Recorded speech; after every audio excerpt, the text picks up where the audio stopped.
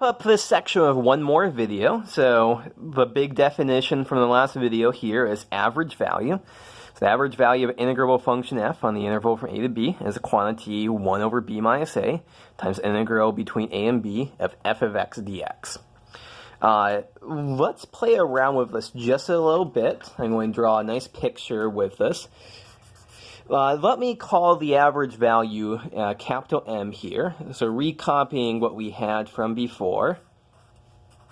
I'm just recopying the main formula on the previous slide here. I'm going to move this b minus a to the other side because this is going to give us a different way to express things that is kind of suggestive here. So m times b minus a.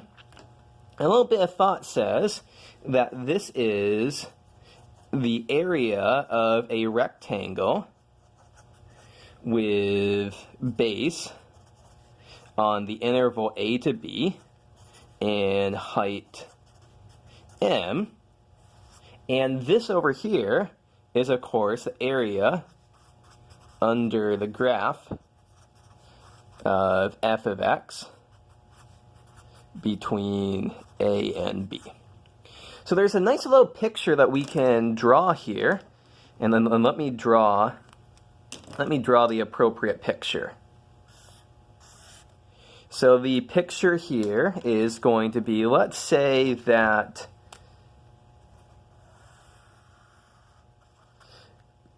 here is our function. There is a, there is b. And so this is the green shaded region. This is the integral from a to b of f of x dx. So that area is equal to that integral. My definition of the definite integral here. Well, let's say that our value of m is probably somewhere around here. M is the particular value such that a rectangle with base from a to b, so that distance is b minus a, and height m, so m is particularly chosen so that the red shaded region is exactly equal to the green shaded region. So that's the point of what, that's a graphical representation of what's going on here with average value. Moreover, this picture suggests the following. So here we have a continuous function. That's nice. And note that there's a couple different points here, like here and here, where our function takes on value exactly equal to m. So at this particular point, f of, let's say this is c, f of c is equal to m, the average value. And so we actually have the following theorem. So that wasn't just an accident, but here we have a mean value theorem for integrals. If we have a continuous function on the interval from a to b, then there exists some value c between a and b such that f of c is exactly equal to this mean value. So I said that this value right here, this is some c such that f of c is equal to m. There's another value c over here that we could choose. So in this case, there's two values. This theorem just guarantees that we have at least one.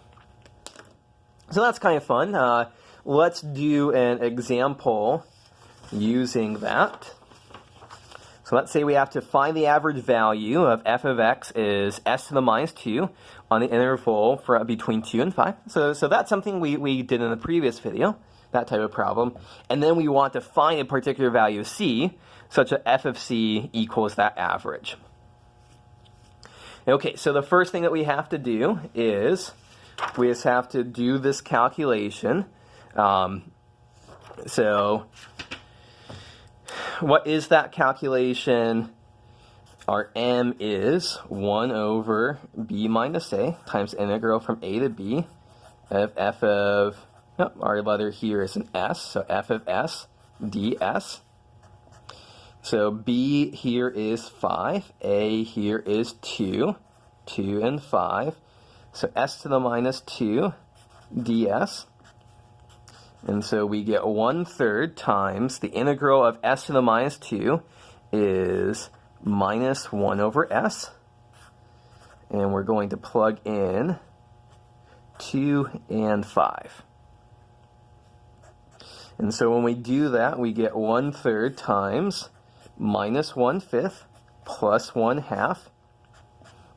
And this simplifies down to, so 1/3 times, so 1/2 minus 1/5 is 3/10. So our average value here is 1/10. And so the last thing is that we need to find a c such that f of c is equal to this average. So we want to find c such that f of c is equal to 1/10. Well, f of s is equal to s to the minus 2. So this is c to the minus 2, which is 1 over c squared, is equal to 1/10, or equivalent to c squared is equal to 10. And so our final step is, of course, to take the square root. And so we get c is equal to the square root of 10. Now, one last little thing that has to be said here. Well, when we take the square root, well, how do we know that we want the positive square root versus the negative square root? You know, there's two solutions to c squared is equal to 10. Well, the key thing is realize that we need a value of c in the interval between 2 and 5. And minus square root of 10 is not in that interval. Square root of 10 is something between 3 and 4, so yes, it is going to be between 2 and 5. So that's how we answer this kind of question. And so to finish off this video, finish off all the videos for this section, here is a second pre-class problem. So I want you to find the average value of f of x is x to the 4th on this interval between x is running from 0 to 5, and then find c. And I have to say c needs to be between 0 and 5, such that f of c is equal to the average that you found in that previous part.